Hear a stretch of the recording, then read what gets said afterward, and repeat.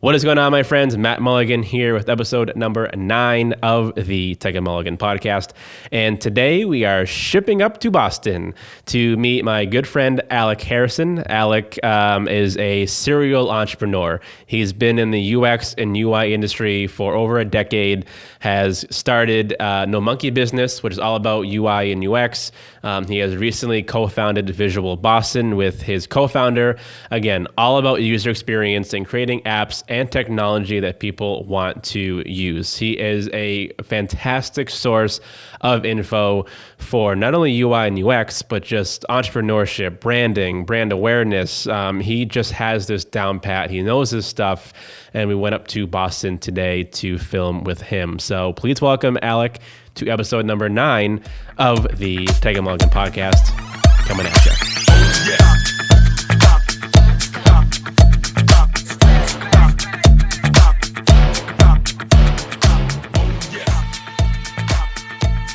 You ready, Alec Harrison? Ready. What does that mean? Let's find out. Let's find out. All right, Alec, thank you for being on the podcast. Yeah, thanks for having me. Of course. We came all the way from Plymouth to Boston. Yeah. In this beautiful office you have here, even though it's not just your office. It's what is this called? It's like a workstation, right? Work bar. So it's a shared workspace. So they've got stuff in Boston and out in the burbs as well. So it's a great way to network for sure. Yeah, and we luckily found a spot right out front. I think Ryan was standing in the spot for 10 minutes while I was coming here, so I appreciate that from him. Yeah, of course. So you came to me, or us, I guess, through Ryan. Mm-hmm. So you know Ryan through college, correct? So how did you two end up meeting at college? It's a good question, actually. Our friend in Danvers, Basilios, actually, I think, first introduced us. I was a sophomore. He was a freshman. We went down at Roger Williams University, and I think it was just love at first sight, honestly. Did he have the beard back then? Is that what got you? I think he was just getting into it, for the girls, the freshman that he's with in Roger Williams, yeah. Okay, let's stay on Ryan for a minute. What about him did you like? How jolly can you be? Let's be honest. No, he's a super nice guy. He was always a fun person to be with when there's partying, just an honest person, which is really hard to find in college, so just a good guy. Okay, good. That's a little spot for Ryan, so and there we go. I think he's single. I don't know. I think he is. Is you single still? That's right, ladies. Yep. Cool. He's single and looking, right? Back to the podcast. This is going to be a podcast about Ryan. So when you went to school, what did you study? I studied graphic design was my major. Then I had minor in visual arts and a concentration, they called it, for anthropology, sociology. How does that work? So you had anthropology with visual graphics and graphic design. How does that work? So I studied graphic design because I was always good at art and I liked the digital space. I took a course, a summer program here at Art Institute back in, 2013 maybe. So I realized I want to do that. Visual arts is like painting and just all that kind of stuff. Mm-hmm. So anthropology, sociology, normal people go in marketing or advertisement. I was like, this is kind of boring to me. I kind of don't know why people have elongated necks. I don't know if it can apply to my career, but I was just really interested in it. Sure. Sure enough, it actually was one of the most applicable skill sets I could acquire for my career, and I didn't even know it. Really? Yeah. And did Roger Williams have a co-op program as well? Did you end up working in college at all? I don't think so. They may have. So I was actually going to go Northeastern because of that. I ended up going to Roger Williams really because it was just beautiful. The girls were cute. And Ryan was there. Yeah, exactly.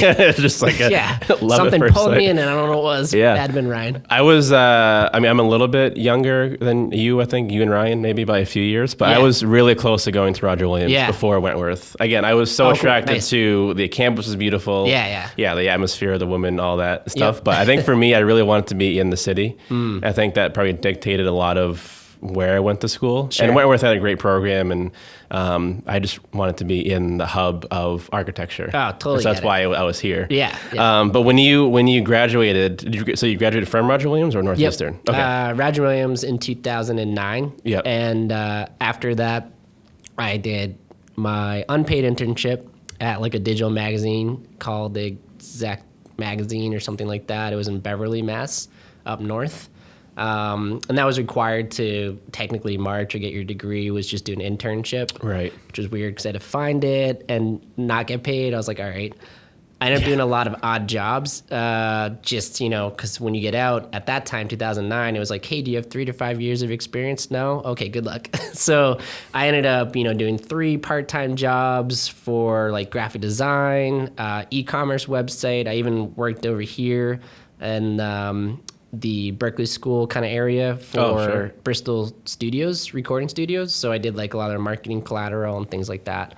And then I had 2 paths. I got offered a job in Switzerland to do a graphic design or work for a graphic design studio. And I'm a big skier, so I was pumped. I was like, oh, this is amazing. They're like, we have 2 Goldies. Is that okay? I'm like, yeah, it's like my dream job, sure. But I actually took a job with a entrepreneur out of Babson College called Blank Label. So it's mass customized clothing. So you order something online and then they make it. It's not like they've got that stuff in stock. I picked that actually because it was the most risk for me, and I had to learn a lot more outside of that as opposed to like your traditional graphic design studio in Switzerland. That seems so backwards for people out of college. So you went directly for the risk versus the safe job. Why did you go after the risk first? I think for me, I've always been risk driven. It's like that feeling of uncomfortable, but knowing that there's opportunity or potential opportunity on the outside. A good example is I freelanced in college since I was a sophomore. I was doing like action script Flash websites and kind of just learning as I went. That's when I really learned about consulting. I bought books on like accounting, legal, like I had no clue what I was doing, but I was like learning as I went. And I was even told by my dean at the school was like, don't freelance whatever you do. And I was like, what's the worst that's going to happen? I'm going to go in a lawsuit and figure something out. Like I'm just a kid. So for the amount of money and what I'm trying to produce, as long as I know like copywriting rules and things like that, I don't see how that's even possible at this level. Interesting. And I totally get that. I mean, for me, coming from a safe job as an architect to doing my own thing, which we'll talk about your company later on too. But I think being someone who wants to get after risk, you also have to realize that there's a lot of work that's involved with that. Absolutely. And I think that if an entrepreneur or a business owner does want to pursue those risk-driven jobs, what are some things that you could probably offer to them? Like, obviously, yes, you have to do your own research, but like, what have you experienced in that first job you had that was the risk job? And how did you then take that and then now you've leveraged this to do future things? But yeah, I think some advice I'd give is basically like try and build a nest egg of whatever it is, like odd jobs for at least like, maybe 2 months, 3 months of savings. And I know that's kind of hard to do, especially if you're in a job that you hate, you know what I mean? And you're just on the 9 to 5, you hate that job, but use that focus to be like, what do you want to do with this new company? So your 9 to 5 just feels like you're, running through a loop. And during that time, remember that you're not pressured on delivering sales, delivering cash flow. You actually like are a little bit more free to think about who do you want to target, your target audience, even vet that a little bit. Like would someone like this be sustainable to sell ongoing to and long lasting and pay the bills? Branding is big. So it's like, who do you want to communicate yourself as to the outside world or even people internal that you're going to want to work with or hire? So I think leveraging that kind of weird moment of I'm in a job or I'm comfortable at some capacity to I'm going to be on my own, and just realizing like, it's okay if you need more time too. The 3-month rule isn't like a set in stone rule. That just happened to work for me. I give myself about 2 to 3 months of kind of runway in my mind before I make a leap into something new. Is that how long you were with this company for before you? So for this company, Blank Label, I actually ended up being in China, working there for a couple years because they had the factory there, and the CEO asked us one summer, hey, do you want to go live in or work out of Shanghai? And I was like, yeah, sure. Click. I had no idea where Shanghai was. It was so cool though. So I lived out there. And I did that. It was a startup. I worked at another startup. I consulted. I remember at one point, though, reality hits. I wasn't working for either startup, and I had to freelance to pay for my rent. And I had 1 month runway of my savings basically, because I'm out there 21 years old. I had no clue what I was doing. So I was like, oh crap, I got to figure something out. So I ended up going on Odesk, which is Upwork today. And I just hustled for like literally a day of just doing kind of sales and figuring out my portfolio. I managed to get a magazine out of Canada, doing like a CrossFit design magazine. Literally did it in probably like 3 to 4 days, which usually takes about a month and a half or so. And I was just laser focused, up all night, and I just crushed it because I needed the money. I needed to do a good job and quality though, because that's what I'm going to use to get my next job. And I knew that. And that opened up a lot of doors freelancing. When I was even in China, I got a lot of clients out in Europe, ironically, in US. And China had a couple clients, but it would just, it was kind of a rapid fire at consulting. And this is all freelance stuff for the most part. Yeah, exactly. So freelancing, I learned from college, remember, sophomore year, of like what I can and can't do, how long things might take. Another big tip for people is track your time. It's really mundane and it's really time consuming, but you can use it for so many things. You can see like, how long am I spending on sales? How long am I spending on just logistical things that I might want to automate in the future? And then pricing. What does your pricing model look like depending on your business? For me, it's a service business, so it's what is my hourly rate and what's a flat rate potential for different project types. And I always go back to my timing, like 10 years ago. Still now? Yeah. Well, I think that's also important too, to make sure that you're capturing data along the way, so you can look back and refer to it, but then you have this catalog of things you can prove to people that because again, like I have people all the time asking why is this your price? Right. I'm not going to go into every detail with that person, Sure, but like they need to realize that like this many hours goes into this part. Editing takes this long. I have overhead. I have storage. I have all this stuff that people probably don't realize that we have. Right. So it's like, how do you come up with that price? Is it takes just a while to kind of get that. Yep. And also, you talk about too about if you can freelance and work your full-time job and kind of build up like what this identity would be like. When you first started doing that, like freelance-wise, were you aware of that, or is that just like, I need the money, I'm going to do it, and then just whatever happens, I'll eventually figure out my identity? Yeah, no, I didn't even know what branding was. Yeah. When I first started, I was like, oh, a brand, yeah, that's like a logo and some colors, fonts, done. And that's my graphic designer, mind talking. As I evolved my career, probably, and still learning today, of course, I met a lot of interesting people while networking, co-founded a startup, all these kind of things, and I just became a sponge throughout that process. Brand is very powerful. It's the reason why people pick Dunkin' Donuts over Starbucks, and we don't even think about it. And that's how good they are at branding. Nike, you could look at a poster without that swoosh sign and know, oh, that's a Nike ad. That took a lot of time and expertise to get you there. So for me, that's one of the first things that I try to focus on now. And what I mean by that is there's a lot of great strategies out there to do, but it's more important of like, who are you targeting and why? I think that's the very first thing to focus on. So, for this new venture, Visual Boston, with my buddy, it's a design studio, but we have the luxury to kind of step back. And I asked him like, hey, do we want to do a big fishnet and see like who we like working with and not? And we both have like about 10 years of experience doing that. Or do you want to go right after being niche? And I think he and I kind of hit the light bulb, like, oh, maybe we should step back a little bit and really figure out, like, who are we? Who do we want to work with? And more importantly, why? And then kind of narrow our focus a little bit like that and run tests, basically. And what does that mean by running tests? It means like, do we like working for this industry or this segment, or is this process going to support what this target audience needs? Good example is me personally. I love helping out startups. It's a lot of more hand-holding than a big Fortune 100 company or something like that, and that's fine.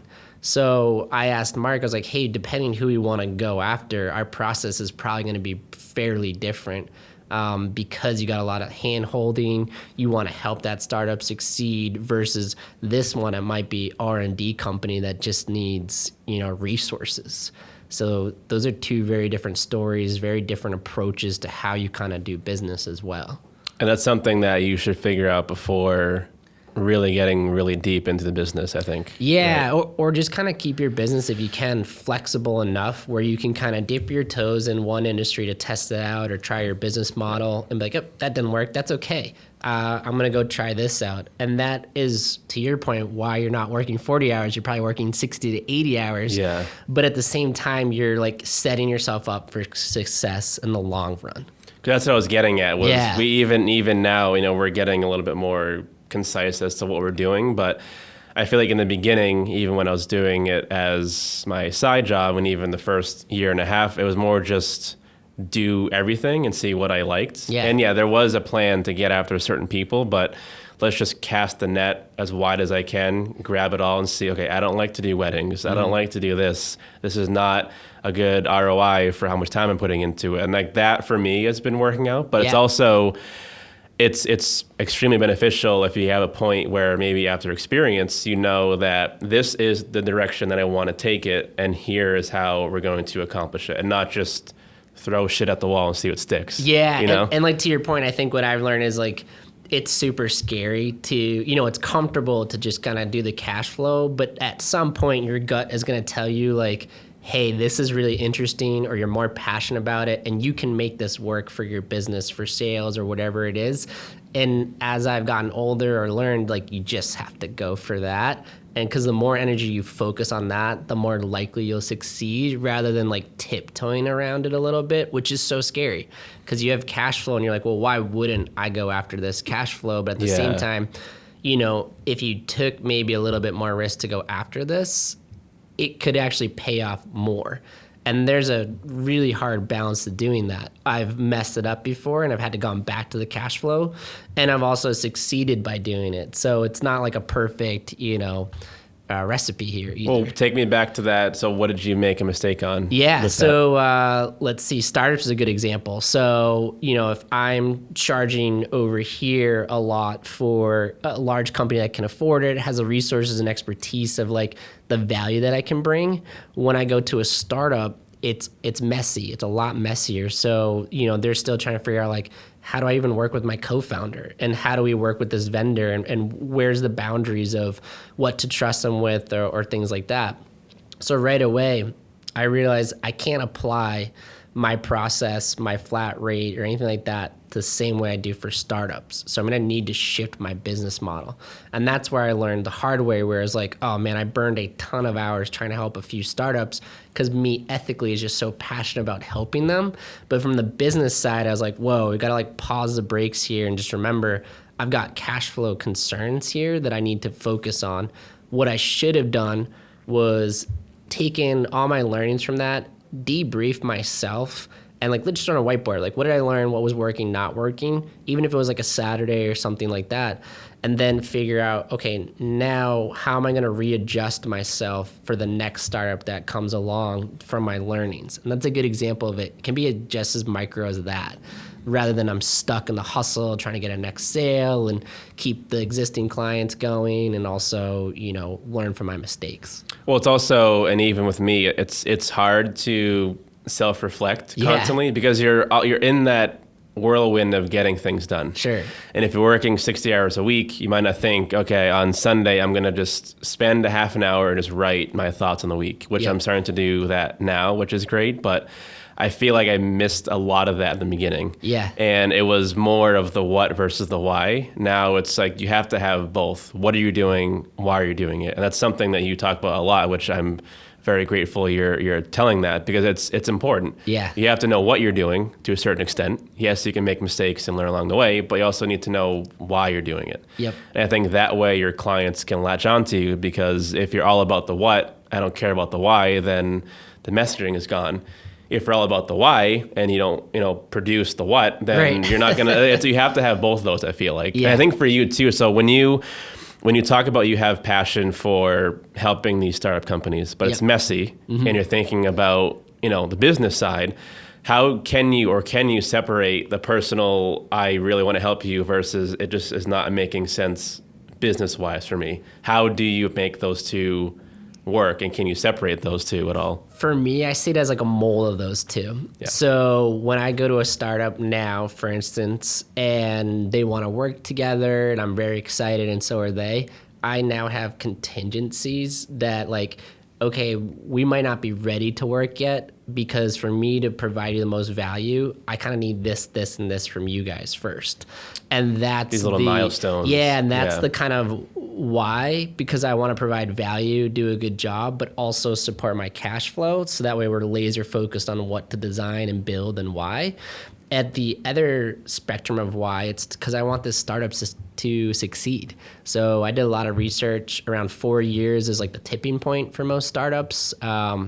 And what I really wanted to do is help them build a digital product with my expertise and experience so they could go focus on what they do best, which is build the business. So it's my job to distill what their KPIs are for that digital product, who their target audience is, and why they want to build the features that they want to build. When it gets messy, it gets exciting. You're like, I want to put every feature on this thing, or I'm worried about these special use cases, which is great. They care about what their users, want. I love that. But at the same point, my expertise, I can come and say, do you guys know that's going to add time and costs to what you're trying to build? And if it's not the right thing to build, you're going to have to rebuild it or throw it away. And once I say that or explain it, or they've experienced it, then you're like, I don't ever want to experience that again. Yeah. And that's part of my process now. Like I need to kind of give them some case studies and examples of, okay, if you don't fully understand the value of why we're only pinpointing like prioritized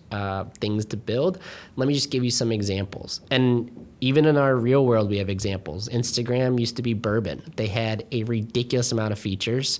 They almost lost it. And then they've really focused on what does our user really want? Oh, they want the image kind of sharing and that's it. And that's kind of what they started to refocus and rebrand themselves on. I thought that was a great move and a great example of like even the big guys that we know today are still doing that kind of ideology. And again, it's more of like, again, to go back to the theme of the podcast, is these little mistakes that you've made, you can show these to clients too. Say, this is what hasn't worked. This is what does work. Yeah. From my own personal experience. Absolutely. I think it's like a good example from the business standpoint too, is you can't do it all. Doesn't mean you have to hire 10 people right now, but just figure what like your bottleneck is. Can you afford it? And what is that going to alleviate you to do? So for me, it's like, I love to design, but at the end of the day, I think I'm better equipped for sales and managing the design and bringing on a much younger, talented designer on who's just going to geek over this stuff. Like they're the ones looking up design books and going to events like 24/7. I'm married. I'm going to head into the suburbs soon. It's over for me, but it's over. But for me, I'm like, okay, well, I can actually mentor this person with what I learned so far, get their skills up, and then they can do the same thing with new designers that come on board. They'll be able to be a, associate creative director or whatever to help those other juniors kind of refine their skills. So it's kind of like passing the torch and knowing when to pass the torch a little bit and being okay with it. I was going to say, because I know for me, even still, I have a hard time delegating because it's you focus so long on building your brand and your company that to give someone control over the creative totally. operations or something is like taking a child. Yeah. So how did that ever happen to you? Or even if it didn't, like how did you in your own mind say, I need to get rid of this because of X, Y, Z? Yeah. I mean, for me, I can give you a real world case is I would hire a lot of designers at a General Assembly, which is kind of an introduction school to what I do, which is like designing apps. And you can't teach people how to design an app in 15 weeks or whatever. It's more of like, hey, do you like this or not? So these poor kids come out of this program and they're expected to like, okay, now I want a job. Well, no one's going to hire you just because you're just not there yet. And that's okay. So I would pull them in, kind of help them with real world scenarios. But what I realize is I'm not setting them up for success because I haven't taken the proper time to build training material for them to understand even the small things that I take for granted. How do you talk with clients? What should I have prepared for a client meeting? Yeah. All these things that I kind of forgot, not just the design, soft or technical skills. It's more just professional skills. Even if they're age 30, I can't expect them to understand what it's like to be in my industry or my world. Plus, to your point, if it's representing my brand, it's my job, I feel, to help set them up for success. Like, okay, when you say the company name, this is what you say, this is how you explain it to a friend at the bar, like anything like that. I think it's my job to help them understand where I'm coming from, but also be flexible. So just because, you created this baby, you don't know what this thing is. And the coolest part about it, you don't know what it could become. So when you hire people, you hire them for specific things, right? I think you hire the person as well. So their ethics, their work ethic, anything like that, and be a little more flexible to have them kind of bring in their little kind of flavor into your brand, because it actually could be better than what you had thought. And I saw this happen over time when I would hire these junior designers or entry-level designers. They'd be so excited that they'd want to like improve some of the process they learned right out of school.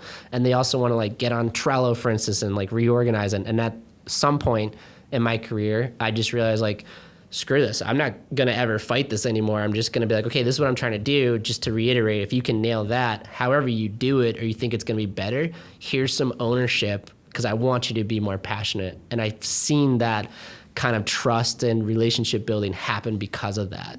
Well, it's a great way of approaching employees or contractors, Yeah. whatever they are. Yeah, and I know like exactly. for us, we got rid of our intern 4 months ago or so, something like that. But, and that was one of the only times I've ever had to hire and then let someone go. And Right. I think it was to your point about personality, passion and things. I feel like also a lot of it was my fault. I did not set up myself correctly to train this person properly. Yeah. I did not have the time. It was in the summer. We were just so busy. I just needed someone to stop the bleeding. Yeah. And personality-wise, he was okay. I wouldn't really trust him talking to clients and things like that. But it was just technical skill levels was not there. And a lot of it was maybe a little bit about he might have boosted what he did know versus what he does know. And also for me, I was not able to tell him this is the Hawk Visuals brand. Right. I just didn't tell him this is how we edit, how we shoot. This is, again, if you talk to someone at the bar, this is how you talk about Hawk Visuals. I just did not even think about it. Right. Because I needed someone to literally just do this and stop the bleeding. So if you think about that on his perspective, then like, why would I want to work for this person? Because I'm just another guy working here. Yeah, I probably look like a chicken with my head cut off, and I'm like, hey, yeah, we're working on great projects, awesome clients. Like, why wouldn't we want to do this together? And these poor kids were coming on board like, okay, well, what do you want me to do? I don't want to mess something up. And I forgot, like, what is your first job experience like? I mean, you're stressed, you're sweating on your drive in, and like no one else cares. I remember my first like agency job. I came from China, Fresh Tilled Soil. I was like 30 minutes early. I was going to be 30 minutes early. I hit traffic because it was my first time getting in, and I panicked. I literally called my point of contact, and he was like, yeah, no one's in the office. Don't worry about it. And like, I was like, oh my God. Like, so I just kind of always forget to have like empathy too for what their life is like and how can I help onboard them, just like I do for people in digital experiences. I should apply those skills to anyone that I want to work with as well. That's a great point. It comes from the top to the bottom. Yeah. And even just, and maybe we'll talk about this now too, but as the owner, CEO, founder, or whatever, I think you need to be in a headspace where you can facilitate your own personal work-life balance all the way down to your people too. Because if you are the person that's running around like a chicken with their head cut off, and you're figuring out, oh my God, what am I doing? Then your people working for you are going to realize that. Oh yeah. So it's like you really need to focus on yourself too while building the brand, and realize that yes, work is 100% vital to growing it, but also you need to be a well-rounded person. Mm-hmm. Sure. You have to be able to work out, whatever it is, meditate, whatever it is that you need to get your head right outside of business, that then you can come into the office and be fresh. That is a game changer for me. I was so bad more. at that before. Yeah. It's just like, and I get it. Like I'm getting better at getting back in the gym, but that was my biggest passion. Working out, I obviously felt great. I looked great. Yeah. And it helps everything. I had really bad self-esteem when I was younger, and that helped me a lot. Now, because the company's busy, I've lost part of that. Not self-esteem wise, but more just for me, I feel like I get tired easier now, and it's really affecting the way that I'm performing. And so now getting back in the gym, even the past few months, I've noticed significantly the company, at least my thought is it's on the up again because of the way that my body and mind are reacting to the company. Yeah, it makes a ton of sense. It makes so much sense. And is that something that you deal with now, or was that something that you had to learn in the process? Great question. I definitely learned it throughout the process. So I've done apps for mindfulness, right? And I'm like, why wouldn't I practice what I preach? Yeah. I've done a lot of stuff for, fitness, lifestyle, healthcare, all that kind of stuff. I know what to do. I even did stuff for habits. So I know exactly how a habit works. I just wasn't applying it at all, which was ironic. Isn't that crazy? You're doing it, but you're not I'm literally acting building on an it. app. Like, how do I help users navigate through habit creation? I'm like, this is dumb. Like, no one else has this opportunity to understand the mechanics of it. So I did start doing it. I started doing 5-minute journal, and that's helped a ton actually. And I even checked in with my wife to be like, hey, I might not be able to notice these things, but have you? Am I less anxious? Am I less, whatever? And she'll kind of give me a gut check. And it's been really helpful. Sleep is the number one thing that I've seen help me. And my wife's really good. She's very regiment, loves the Sunday night prep. So I'm kind of using her as a mentor. I'm watching her. I'm like, wow, how does she do that? How does she eat the freaking same salad every day? But I can tell it just removes that stuff that she has to think about. So for me, it's definitely 8 hours. I keep the phone or any digital stuff. Besides the iPad, I'm bad because she's watching Bachelor last night in bed. Terrible show. And Terrible show. And so I'm like, all right, well, at least my phone's in the kitchen. So I'm not tempted to look at it. I might have an idea at 2 a.m. at night, and this sounds ridiculous, but what I'll do is I'll get up, if it's bothering me, whiteboard it out in my office, which is completely separate environment. That's a big thing too. Keep your environments completely separated physically if you can. I'll write some idea down. I'll go have some water or something, go back to bed, call it a day. And I've found that has stopped my mind from working. When I first started, you're sitting in bed being like, oh God, I should be doing this, or I could be doing that, or I'm stressed about this. That was one of the hardest things for me to shut off. It happens to me all the time still. Yeah. So I actually found meditation worked for a week until I didn't like it. Working out is probably the best for me, and I know it to be to this day. So that's why I signed up for half marathon too. 1, I'm jiggly. 2, I also realized the benefits of it. I have a clear head. Like you said, I can sleep way better at night. I don't, I want to eat healthier because I worked out. I hate working out and then mowing down a pizza, even though I love pizza. When I work out, I'm like, oh, what a big waste it was for me to run. And my body's craving fruit or vegetables right now. And I'll just keep doing that, which is helpful. Totally. And I know Joe Rogan, who I listen to all the time, he said it, I think, perfectly. He said, when you are someone that works out a lot, they did I don't know if you follow him at all, but yeah, a little bit, yeah. They did a Sober October thing where they were working out 4 hours a day, yoga, ridiculous, nothing that you should do. Yeah. But what he said was that he was so tired and felt so accomplished that he was not complacent about anything. Yeah. So his kind of thing was that if you're anxious and you have no outlet to release that, then you're going to complain about life. Sure. And I almost feel like now, or even when I am working out and was working out, no matter how busy I got and how crazy the company was in personal life, I was not going to complain because I felt accomplished, and I was almost too tired to care, which it sounds so weird, but my body was so exhausted, but I felt so good about it that I don't really care if this client is complaining about this video that has nothing to do with me, because I feel like I already accomplished something, and now I can kind of come to them in a clear mindset, as opposed to if I'm anxious because I couldn't get to the gym.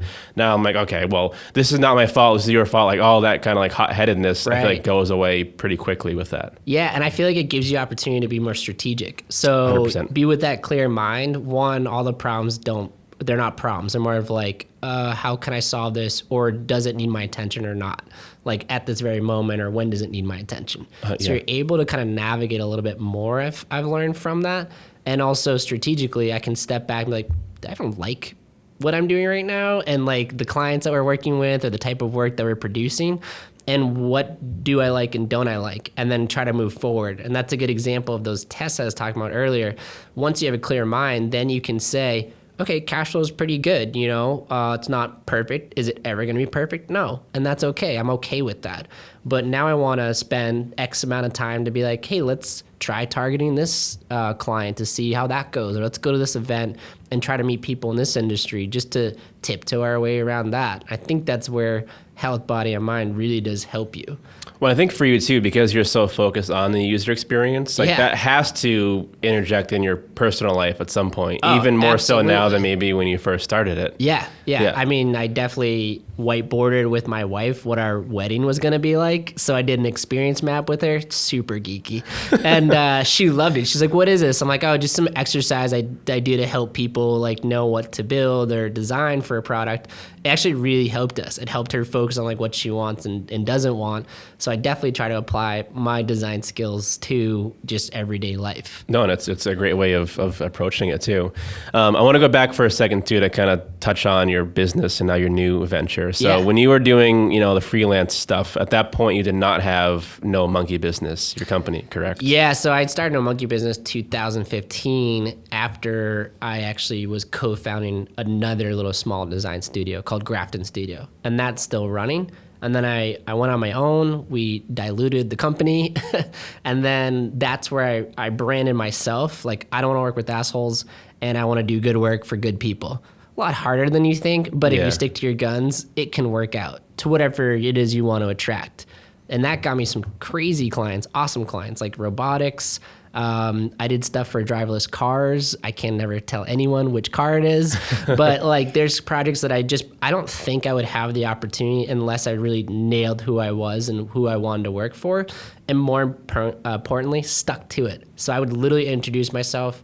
I would be just as candid as you see as I am now. I grab drinks with some of my clients. I let them know that I'm a family man. I want to be a family man, and get to know them on a more personal level, which is just how I'm doing business. Doesn't mean that's the right move for all people, but that's where I realized this is who I want to be. This is what I want to focus on. This is how much I charge. I'm value-based pricing, so it might be the same price as the big agency down the street, but I promise you, I'm going to be thinking about your product when I'm in the shower and on a Saturday night just as much as the rest. And that goes into the humanizing part too, where they're not going to hire, this big company because they might not feel like they're getting taken care of as much as you are going to take care of them. Yeah, exactly. And that's why, I asked Mark, my new business partner, like, hey, what do you want to do? Like, how big or how small do you want to try and be for this agency? And that's where he and I clicked and lined up. We just want to focus on producing nice work for small to large companies, but we're not trying to be a Digitas or Raise Labs at the moment. That could change, but we want to just kind of slowly, gradually, build and focus on quality. What was it like before you said you dissolved that one startup? Like, what is that process like for you to dissolve that? And then did that become No Monkey Business, or was that just something that was something separate? Something completely separate. And a good lesson learned from that is falling in love with people for your business partners too fast. And I'm not going to, belittle anyone or say anything negative, but something I learned through different experiences, and that's a good example, is one, take the time to get to know your business partners. It's very exciting. You want cash flow, whatever it is, but like literally take the time. So imagine like that's the one that you want to date and eventually marry. You're not just going to be like, hey, let's get married in a month. Maybe you guys did, but he's a catch. he's a catch, yeah. But for me, it was like I jumped right in. We kind of tiptoed a little bit about it, but I didn't know personally maybe who they were or what their goals were. And that's where we didn't align, especially in the business. Like we were kind of bumping heads, one co-founder and I, there's three of us, on like, what do we want to do? It became just hard for all three of us to work. I technically got like pushed out because I wasn't expecting this diluted kind of procedure. I remember Saturday, I was buying like $2,400 worth of furniture for a new office that we just moved in Kendall Square. I was super excited. And also the next day I get a meeting where like, we don't want to do this anymore with you. I'm like, oh shit, I didn't see this coming. Okay. Wow. So for me, the whole part of that was getting things on paper. And I kept being like, hey, let's get this on paper. Let's get this on paper. I know in my gut, it was stupid of me to even proceed without anything on paper. And that's exactly what I do today. So anything that I do, I have a lawyer check it. It sounds so stupid and costly, but it's just good on paper because you just never know. So my new co-founder, Mark, I said, hey man, you've been there and you've seen my burns and you've seen what's happened to me. Do you mind if we just put like a little agreement together, get a lawyer to kind of check it just so we can have that moving forward? And I positioned it a little bit better though this time around. So I learned it's not because I think he's going to destroy the world and push me out. It's more of like, hey, in case one of us gets triplet boys or like a job offer or like our wives have to move and stuff and this just isn't feasible or something happens, health conditions, you just never know. So I learned like how to communicate what I need and why a little bit better and also get that paperwork in there. So for the business partnership, I was like, hey, it's really important that you meet my wife meets you, and vice versa, and the wives meet, because I think if we're gonna be hanging out, dating, and being married eventually, it's important for our two families just to even know each other, kind of give you that perspective a little bit more. And I asked him, like, can we go a little slow with the partnership? And he's like, absolutely. He's like, I prefer that. And right away, we were already aligned of how we want to kind of work together. But that's definitely some advice I would provide people. Like, if you want to bring on a partner or co-founders, take your time with that. Well, yeah, I mean, like you said, you're essentially dating this person. Yeah. I mean, they're really close to you in business-wise. So it's like you have to inject a little bit of personal into that so they know your vision.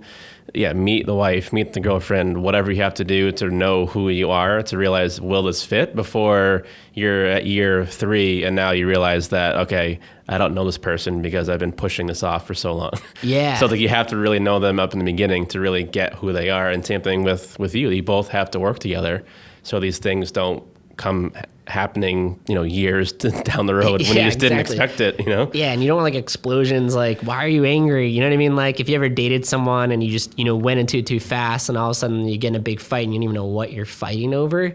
Same thing can happen in business. So it's like, I think if you can communicate, this is who I am, this is what I'm trying to look for, and these are some things in my past, the baggage that I'm also bringing with me, just so you're aware. I think if you can get eventually to that level, you'll help each other out and communicate a lot better. Oh yeah, and that even for me, when I first started hiring contractors, I had the biggest burn.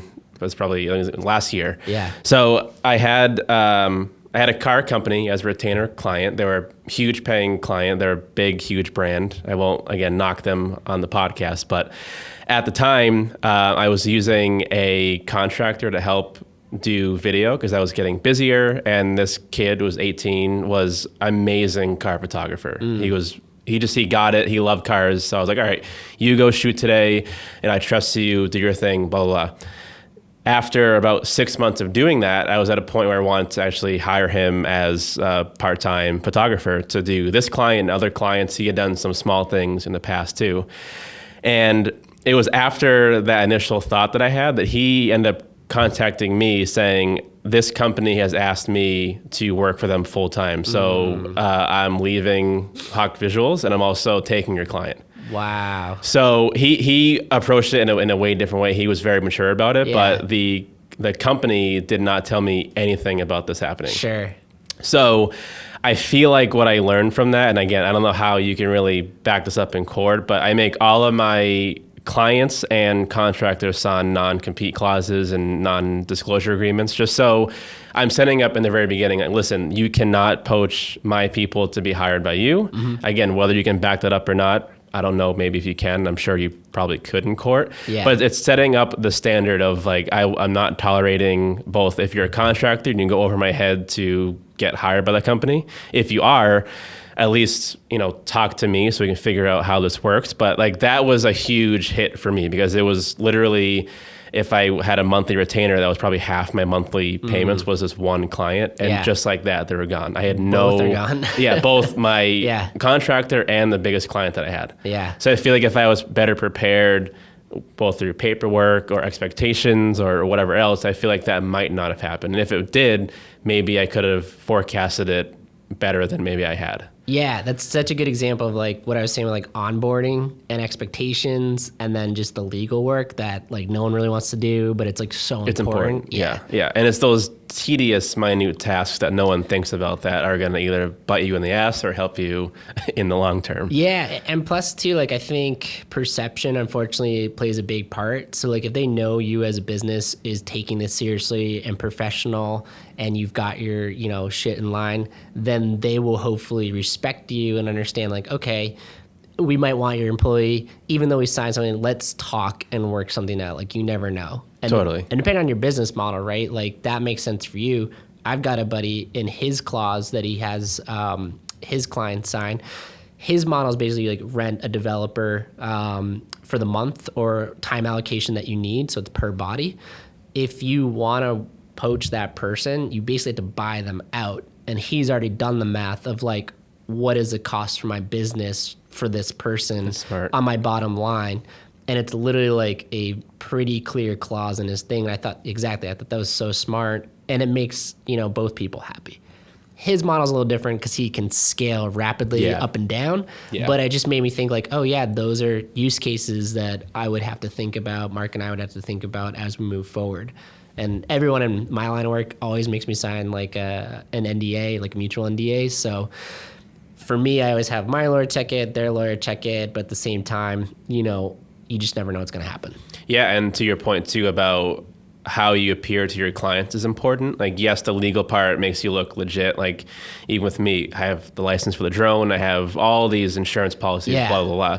But also it's the way you market yourself. Like now, I feel like we're doing a bit more marketing. So we did a silly thing, which makes sense in the long term. So I got a custom wax seal. Oh, I love those. So when I get a new client, we have these really cool, sleek black envelopes, like cool handwritten thank you card, wax stamp. Again, seems kind of weird and silly, but that I think makes a big impact on someone. Absolutely. So it's like, welcome to the team. We're super hyped to have you. We're looking forward to soaring with you, something like that. Yeah. Now they get that when they first come on board. Ryan reaches out saying, hey, which we use Favreau. We're going to set you up in Favreau. We're going to show you the process. Matt will reach out with this and that. Like we set up in the very beginning, here is the expectation. Previous to that, I was not doing that. Yeah. I was just, hey, thank you for paying me this month, and I'll see you next month, but I'll keep doing videos. Now, I'm very aware of how I interact with my clients is super important because I think I've heard before where 20%, 80% of your business comes from 20% of your clients, something like that, which makes 100% truth. Right. A lot of those clients are going to refer you because of Matt sent me this really cool wax sealed thing when he first came on board, and Ryan's super communicative during the process, and Matt's doing this and he's calling me, and like that has a huge impact on your clients. Yeah, totally. First off, I love that. So I always think it's like when you go to a restaurant or some place like a hotel for the first time, like you want that personal feeling and experience, even though it's a huge entity. Yeah. If you can apply that to your business like you did, that's awesome. And if you can brand it like, your brand, that's even better. So like even though you're having fun with it, that's always been your brand. That's awesome. I think one thing I learned, which is another piece of advice based on that, is also like, you just got this client, you love working with them, you should say thank you after the first project or in some kind of way. Like let them know that you had a great time, you appreciate it, even referrals. So that person refers you. Why not send them a little gift? Doesn't have to be large, but also something personal. Don't give them something that you've given another client. And I think that goes a long way as well. Yeah, and I think, I know we talked about, I think before, even with your partners, being able to kind of see a little bit into your personal life. Yeah, I want my clients to feel like we're a team and not just this entity that's now being hired to do a video, or if it's a retainer-based client managing their social media, their website, ads. I don't want them to just seem like it's a check they're sending it to. Totally. So I want to learn who they are. So yeah, if they give me a referral and I know they love Burton Steakhouse, I'll buy them a Burton Steakhouse gift card, not a Starbucks gift card. Right. So it's like you really need to kind of toe the line even in business because you don't want to get too personal either. Right. Which is the hard part. Yeah. But it's almost like, where is that line? But I think for me, I'd almost rather get closer to that line of being too personal than not. Totally. And you said the same thing too, where someone hires you, they're going to know who you are. And the way you talk to me now is the Right. way you're going to talk to a client, Yeah. which is, I think, extremely useful. And maybe the bigger companies maybe don't have that, which Sure. might set someone like you or I, who is a smaller company, apart from those people. We can offer the same services, but at a different experience because you're dealing with you, the owner, the guy in charge, or someone directly underneath you, or your partner. Yeah, absolutely. And like, don't get me wrong. I mean, if I'm working like with a biotech client or something like that, like, I come nicely dressed. Oh, yeah, yeah. I listen, stuff like that. But at the same time, to your point, I still see them as human beings. I'm like, they still have a family. They still are doing a 9-to-5 job, that kind of stuff. And acquisitions happening, they're going through this stress in their internal company. I'm just like a little cog on the wheel in their kind of, spot. People have parents that are getting older, like all these kind of things. You just have to have empathy and remember, like, other people are going through stuff. You just don't know what they're going through. So to your point too, I might be personal, but I also have to like remember that the gate's there, it's open, but they don't ever have to cross that gate. And that's totally cool. I just want to let them know, like, hey, the conversation's there. Don't feel like you have to get personal with me, but just so you know, this is who I am. I'll step first. Yeah, but that's such a great way of approaching it too. We'll go back to your business for a bit too, because I want to know how you Yeah, kind of made sure. the jump. So when you currently still run No Monkey Business, right? Which is a user experience company for the most part, so right? it's like UX UI Yep. for new products or existing products, and that's an S corp. So I do payroll through that. And then my co-founder does a separate one called Layerflow. He does an S corp and payroll through that. And when we decided to do this new company, when I mentioned Play It Safe, we're doing the exact same thing. We started this new entity, which is a S corp, and we're still having these 3 companies exist. Little difficult, obviously, to navigate right now because it's like, oh, like, yeah, we're going to represent this company, but we might pay, yourself through this or give you, a bonus kind of package that way. But what it does is it allows us to slowly build this brand, figure out what we want to do. We already have like 2 clients on this new company, but we also have our existing clients, which is great because then what we're able to do is not stress so much about, oh my God, we're in this new thing. We got to pay 2, paychecks. We were paying ourselves a lot separately. He's got a baby, I'm going to have a family soon. Hopefully that's the goal. So it's like, how do we de-risk this as much as we possibly could so we're not stressed about it?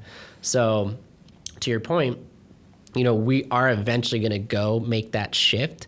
And he and I still need to go grab drinks and figure out, like, hey, How do we when do it? should we do that shift and just be aligned on it? And that's what I meant, like, hey, take your time. Like, when do we feel like it's the right time to do this? It might just be a gut feeling like, hey, we just signed a really big client. Let's go. It also might be like, hey, what strategically do we want to do with these things? So we had mentioned like, hey, No Monkey Business might be a great like thought leadership kind of brand, and it can also attract junior designers still coming from like GA. So it might be video curriculum and let that run as a lead gen to the new studio. Because again, if you're starting a new studio, no one knows who I am, so I might as well help support that. That's going to help our agency. Then he's always been great at building products, so he wants to change his to a product idea that he's always had, which is like, in horticulture. I'm not superly passionate about that. So I'm like, dude, that's cool. Like, show what you preach. Show like an app that maybe gets you some cash flow on the side for your family. And they're both lead gens into us being leaders that have decided to work together. So that means you've kind of got, this is kind of weird. You got like a personal brand here on the left with me, a personal brand with Mark on the right here, but together we've got this new brand. And I think that's the story that kind of had helped build this new brand, Visual Boston. So it's like 2 talented consultants decided to team up together because we saw X, Y, and Z that we wanted to fulfill. And we also want to make sure like you trust us. Like that's why we're value-based design as well.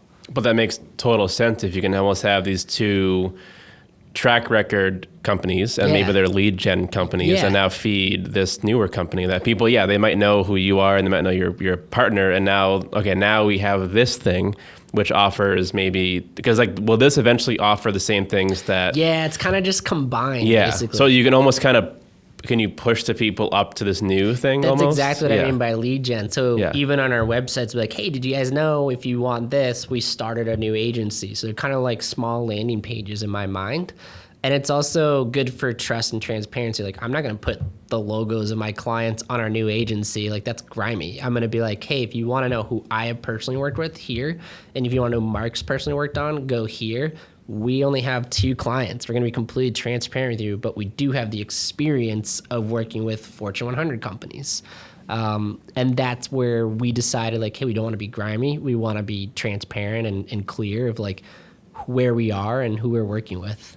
So what does this new company offer that can combine all these? Because you went from user experience and your other partner, like, now what does this offer? Yeah, so it's in order to do a really good job for kind of new ideas or MVPs for a startup, light visual brand identity. So that's like your logo, your fonts, your colors, and things like that. It's also things like your presentation deck. So a lot of startups need a PowerPoint deck or a business card. That's how you raise your money, or that's how you kind of get your conversations going. That, and then it's your MVP. And for an MVP, you need to prioritize what you're going to build and why. So we're starting to come up with a way to split that out, where for flat rate, we'll help you prioritize that from a design perspective and my buddy Mark's technical perspective. And we even talked about bringing potentially a business dev in from a business dev perspective. So for flat rate, here's your roadmap. You can go take it to another agency. I recommend you go take it to another agency to go get some quotes, just so you can see how ridiculous these quote ranges are. And then ideally, hopefully they come back to us and want to work with us directly to actually design that, develop it, which is what Mark does. He's a developer who was a designer, and then also maintain it. And the maintain part is what I think agencies are missing a big opportunity out of. Just having talked to clients, yes, you can hand me this beautiful package design or even develop design, but that's not the real world. Once this thing is live, oh my God, like, I don't know what to do with it. I don't know how to feed it. I don't know how to nurture it. We could potentially support that opportunity there. So depending on how big we want to scale or kind of test the waters out, it's kind of like a monthly retainer of, we're going to help you with that roadmap. We're going to read analytics, and we're going to help you understand what to focus on and why. You still just have to tell us your business goals, because those are going to shift completely. So that's where you said it's more of like a partnership. It's no longer this ad agency, vendor kind of digital agency to me. I think it's more of like, we're a strategic partner. We're going to be as long as you need us to be there for you. And if we go with startups, the hope is they will be able to build their own product teams internally and help use us to build the infrastructure to make sure it's set up for success. Like, if someone's on NASDAQ and it was a startup we worked with, that's a success metric to me, because I'm like, we help them set up for success. They build and scaled and they IPO'd if that's their goal. And we were part of that early day to help them get up there. And then they're going to cheerlead you, because they can say, this company has helped me get to this point. And then someone else say, oh, okay, maybe I'll use them too. Yeah. And that's like the quantifying data that's hard for us to validate. Like, it's hard to say, like, yeah, we'll create something for you. We know it's going to work. No one knows it's going to work because it's a new thing. But we can say is, like, we help some of these startups succeed. They saved a lot of time and money by working with us instead of hiring their own team because it wasn't the right time or fit at the moment. So that's a good example of, And they're all startup companies for the most part? So right now, like, the startups, just more passionate about, but like I said, it's a lot messier. So there's also companies like Fortune 100 companies that have like R&D teams that just don't have the resources or expertise internally. So I think we're kind of, like I said, casting the big net first and kind of learning from that, then learning our training material and, doing that kind of stuff. And at this point, currently today, how much time are you focusing on No Monkey Business versus this new venture? Are you shifting more towards a new venture, or are you still working? Yeah. So like, my main focus has been Visual Boston. So I've got a couple retainers that are just going to pay the bills for No Monkey Business, and that's cool. But my main focus is, instead of rebranding, working on No Monkey Business right now, I'm laser focused on Visual Boston, because I know Mark at the moment, he's on some client work that's taking up a lot of his time. But I figured, okay, this is like a balancing act. So when I have a little more flexibility, I need to go all in on Visual Boston. So when he's ready or I need his help, we're very like well packaged. We know what we want to focus on. So one of us or both of us can just go do the sales thing. And that's where, like, if he's developing a lot on current client projects, I need to go play sales. And I love that. Like I like doing that, but I need to make sure I'm not sales for No Monkey Business unless that's going to help me get the client for Visual Boston. That makes total sense. Yeah. Yeah. Like what, so back to like the Yeah. hours of stuff, like how much time do you think are you dedicating right now to building this currently? It's got to be a lot, I would imagine. Yeah, but a ton, because yeah. you're kind of running two companies at the Yeah. same time. So I would say, you know, I work about 40 billable hours for No Monkey Business. That pays the bills. The whole point of consulting for me was I don't have a boss. It's a lot more flexible, and I make maybe twice as much as I can make potentially at an employer. That kind of went away because I'm like, okay, well, I need to only work this many hours here. But what I am going to do is I'm now bringing on new clients for this company for us with Mark's help. He's got some other clients that he brought in. So we just have to work together to be like, we're going to make these our first priority clients now, meaning I'm making sure that I can do the work for both my existing clients and these new clients. So you imagine 40 hours. Now I've got 20 hours here, but what I'm going to end up doing, which I already started doing, is shifting some of my clients to the new entity or removing some of them, unfortunately, because they're awesome clients. We helped them kind of get a new designer internally, which I was so happy for because that's what they deserve. And I just told them, like, look, I just don't have the time to dedicate to you guys. I'm so sorry. It's been real. I gave them like 2 months. We worked something out, so it was great. So to your point, I'm in that shifting period. So I'm still doing about, let's say, 20 to 30 hours here, and I want it to get a little bit lower so I can refocus on here.